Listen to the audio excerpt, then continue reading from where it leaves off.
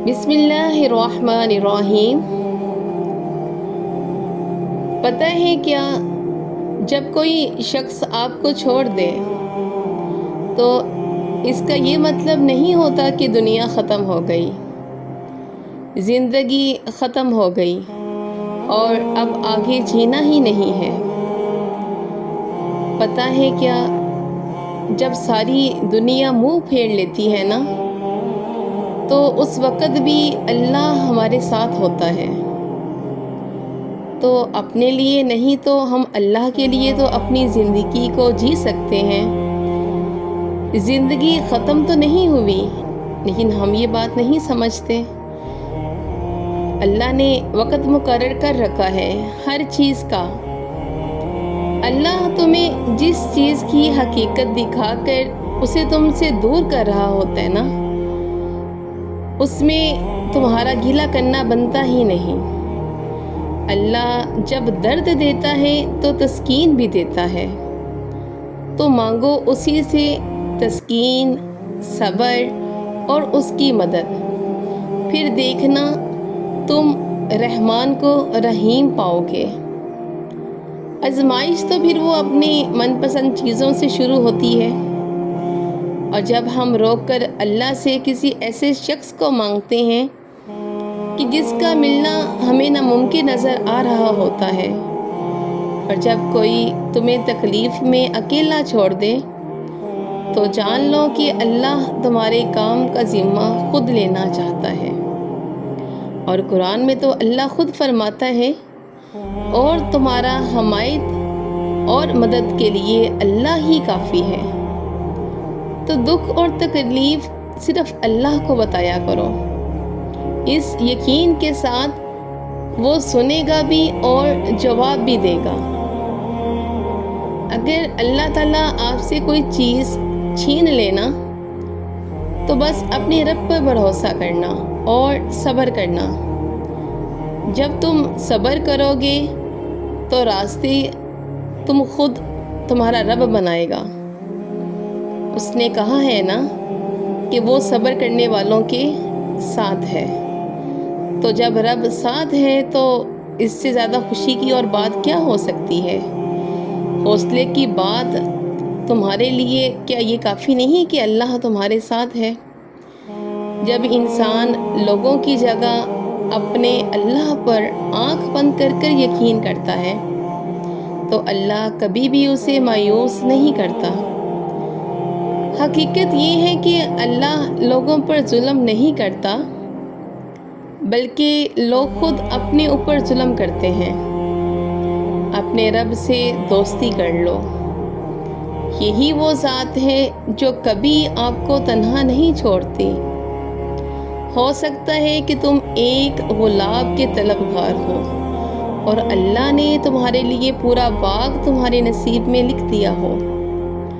قرآن پاک میں اللہ فرماتا ہے، ہو سکتا ہے ایک چیز تمہیں ناگوار گزرے اور وہی تمہارے لیے بہتر ہو، اور ہو سکتا ہے کہ ایک چیز تمہیں پسند ہو اور وہی تمہارے لیے بری ہو۔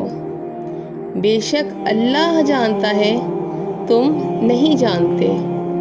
تو جب اللہ تعالیٰ آپ کی زندگی سے کوئی چیز یا کوئی شخص چھین لے تو بس اللہ تعالیٰ پر یقین رکھنا، کیونکہ ایک دن اللہ تعالیٰ آپ کو اس سے بہتر چیز عطا کرے گا۔ اور یہ بات انسان نہیں جانتا، بلکہ یہ بات تو اللہ جانتا ہے، اور سب کچھ اللہ کے سپرد کر دو۔ اور جس معاملے کو ہم اللہ کے سپرد کر دیتے ہیں اس پر بار بار سوچنا بھی ایمان کی کمزوری ہے۔ جب تم اس کی چاہت کو اپنی چاہت بنا لیتے ہو تو وہ بھی تمہاری چاہت کے لیے کن فرما دیتا ہے نا۔ تو اگر آپ لوگوں میں سے کوئی یہ ویڈیو دیکھ رہا ہے، کوئی پریشان ہے، کسی کو زندگی میں دھوکہ ملا ہے، یا کوئی ایسی مصیبت آئی ہے، یا کسی کو اس کی محبت نہیں ملی، یا کسی کی زندگی میں ایک ایسا انسان چھن گیا جو اس کے لیے بہت اہمیت رکھتا تھا، تو اس کا دور ہو جانا اللہ کی طرف سے ہی تھا۔ جو آپ کے حق میں بہتر ہوگا اللہ وہ خود آپ کو عطا کر دے گا، اور جو آپ کے حق میں بہتر نہیں ہوگا اللہ تعالیٰ خود وہ آپ سے دور کر دے گا، کیونکہ اللہ ہی تو ہے جو ہم سے 70 ماؤں سے زیادہ پیار کرتا ہے۔ تو وہ کیسے اپنے بندے کو دکھ تکلیف میں دیکھ سکتا ہے؟ وہ کیسے اپنے بندے کے اوپر ظلم کر سکتا ہے؟ وہ تو رحیم ہے، تو وہ تو کرم کرنے والا ہے، وہ تو اپنے بندے پہ بہت زیادہ غفور الرحیم بن کر اس کے اوپر اپنی رحمتوں کو نچھاور کرتا ہے۔ تو اس ویڈیو میں بس یہی سبق ہے ان لوگوں کے لیے کہ آج کے دور میں ایک فتنہ برپا ہو چکا ہے، ہر طرف کچھ نہ کچھ سننے کو ملتا ہے۔ میری آج کی ویڈیو خاص طور پر اسی لیے تھی، ایسے لوگ جو زندگی میں نا امید ہو چکے ہیں، اگر کوئی چھن جاتا ہے یا آپ کی پسند کی کوئی چیز اللہ آپ سے دور کر دیتا ہے، تو اپنی زندگیوں کو ختم مت کریں، خود کو اندھیروں میں مت لے کے جائیں۔ یہ زندگی بہت خاص ہے، یہ زندگی بہت انمول ہے، دوبارہ زندگی نہیں ملنی۔ اس زندگی کی قدر کریں، کیونکہ یہ زندگی دینے والا اللہ ہے، یہ زندگی اللہ کی امانت ہے۔ ہم کون ہوتے ہیں کہ کسی کے پیچھے یا کسی بھی پریشانی میں یا کسی بھی آفت کے آ جانے پر یا کسی کے بچھڑ جانے پر اللہ کی دی ہوئی زندگی کو اپنے ہاتھوں سے ختم کریں؟ تو اپنی زندگی کو خوبصورت بنائیں، اللہ کا ذکر کریں، اللہ سے باتیں کریں، اللہ کو اپنے دکھ سنایا کریں، اللہ کے ساتھ بیٹھ کر اپنے دکھوں کا اور اپنی کوتاہیوں پر اللہ سے معافی مانگا کریں۔